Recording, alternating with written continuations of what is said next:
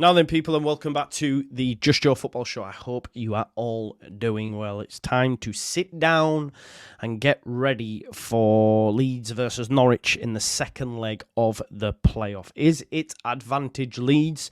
If you're asking me, it's a massive yes. We will return back to Ellen Road needing a win. That's it. If you'd have told me when we entered this, look, at the start of the season even, at the start of the season, especially after the early months, if you'd have turned around to me and said, Joe, you need to win one game at Ellen Road against Norwich to get through to the playoff final, I'm taking it. I'm taking it. You know, because let's not forget, Leeds have lost twice at home this season. Yes, in recent times, right? And forms took a dive. But what I will say for the game that just passed against Norwich, we got back to a decent structure, a decent shape. You know, we got a clean sheet. Prior to that game on Sunday, which was terrible, by the way, but prior to that game, Leeds had conceded on average 2.75 goals per game, away from home. Nearly 3 goals a game away from home. We'd gone to Carrow Road, where they'd been in decent form. Okay, they'd been in decent form at home, hadn't lost many at home themselves. Obviously, we were one of the teams they lost to. And we've kept a clean sheet and absolutely nullified Norwich. We could have let the shackles off and maybe been caught in transition, you know, but we didn't do that. We controlled the game in the second half. They didn't have a sniff. I think they didn't register a touch or a shot on goal, after the 16th minute, or at least on target. I think we have to take a massive plus from that. Daniel Farke, the players and the fans were all pretty positive post-match, and so you should be, you know. Also, I've got to add as well, Norwich coming to Ellen Road, it's not a happy hunting ground for them. Over the course of the season, and I know it's the regulation season and this is playoff football, etc., you know, cup football, they're 19th in the away form table. You know, they've only won 6 away all season and they have to come to Ellen Road and win. Okay, they could play for the point. Let's not forget as well, Leeds fans, if we do draw after 90 minutes, we're talking extra time and pens. You know, I don't want that. I want to win in regulation time. And then see who we get between Southampton. Look, I think it's going to be Southampton Leeds. I just think both teams now have took a massive step by getting, you know, coming away from home without losing. I think that's important. I think Norwich as well, they didn't really offer much. They definitely didn't offer anything when Sargent went off.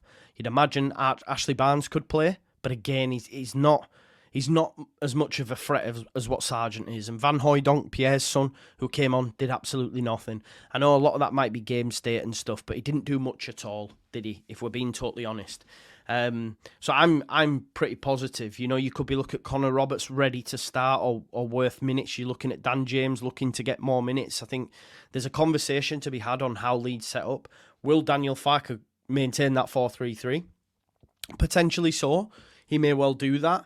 If he does, do we then have a conversation about the personnel? Do you look to start Pirro in the 9? Do you even put Nonto in the 9? You know, potentially, and start Anthony. Start Anthony in Somerville. Thought Anthony was good when he came on. Start James even. You know, there's many different permutations that you can do. One thing that will have to remain the same, of course, is the 3 in midfield. I liked it. I thought Kamara bossed the midfield, especially in the second half. Okay, Gruev can frustrate us with his pass selection, but I think that's more of an instruction from Daniel, especially away from home. He'd probably like to spray more balls, but I think it's protection first. I think Daniel knew, I need to go to Carrow Road and not get beat, especially with the form that we're in, and it'll lift confidence. It's lift my confidence. I was on the floor. That was the longest 8 weeks of my life going into that Norwich game. We've come away, and I was confident when I seen the lineup, because it's a real switch up. Okay, we still didn't see Joseph, but he looks like he's going to be next season regardless. I do worry for Joseph if we do get promoted, because when's he going to get game time? If we stay in the Championship, I think he makes him number 1. But if we get promoted, then what? And clubs will be interested in Matt.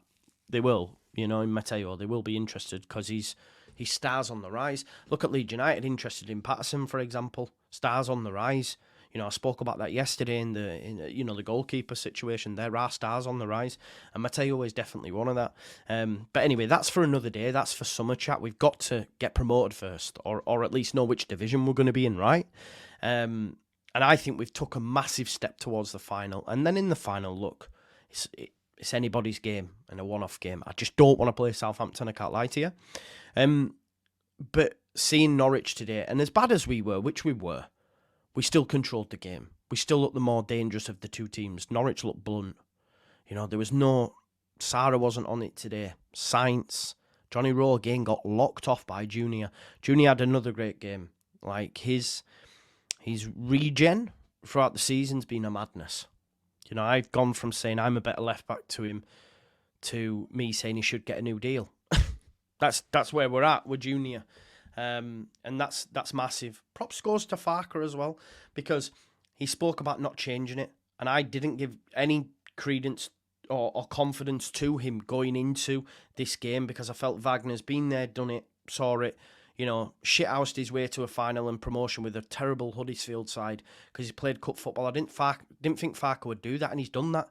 They've worked on that structure, 4-3-3, and it worked for them. You know, we've seen Russell Martin try something new against Leeds United at Ellen Road, and he opted, you know, for the same style at West Brom. Okay, they didn't win, but they didn't lose. Now Farker's looked at that. He's showing that he's got a bit of tactical flexibility that a lot of people question him for and say that he doesn't have. You know, it's now 3 games without defeat against Norwich. Can you go 4? I think we can. You know, JT made a great point on our post-match reaction. He'd have hated it after we'd have won 3, because it's like, will you really win 4?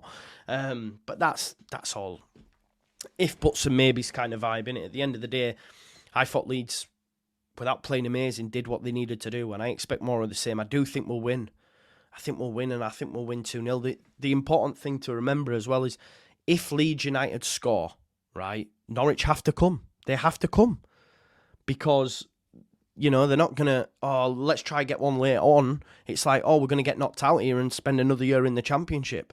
So they have to let the shackles off. So if we can get one early, then it's open season, because we know Leeds United in transition are lethal. There's not many teams better. You know, that goal that we scored at Carrow Road that was rightly or wrongly chalked off, I'm not too sure. Look at that. Look at the movement in that. That was a bit of Farky football, you know. Forget Beelzeball, Farky football. Oh, give me Beelzeball any day of the week, by the way. And I just found out that Uruguay play America in the Copa America. We will be there. We will be there for some Beelzeball over Marshy's madness. But yeah, look, I'm actually buoyant. I'm actually confident. As you know, I'm away for a couple of days, and this is pre-recorded. So I hope that, you know, we haven't had a presser where Daniel Farker says, oh, this person's out, that person's out. But we're almost at fighting fit. We know we're not going to get Bamford. Do you change it up? Do you drop Rutter? I would advocate yes. I know he's a moment of magic and create anything in a flash, but he's just not been great, and I think he could do maybe coming off the bench. And another player, like I say, if James isn't ready to start, and I'd still play Nonto unless you do change the front line and maybe play Nonto in the 9. James coming off the bench if Norwich are needing to get a goal and we're 1-0 up, lethal in behind. We will be there. See you later. Mimi. That kind of vibes. I'm not concerned. Sargent worried me. I thought he played all right. He's now out, or hopefully will be. McLean couldn't get on it because of the free in midfield. Well done, Farker. Sarah was quiet. The only thing really I was worried about was their set pieces, and we dealt with them. So more of the same. I think Leeds United have took a massive, massive step towards the playoff final on the 26th. Let me know your thoughts in the comments. Can we win this game? I'm going for a 2-0 Leeds United win. Enjoy the rest of your day. Smash a like on the video, subscribe to the channel, get your comments in, hit that notification bell, and I'll see you in a bit. Peace out, Leeds, Leeds, Leeds.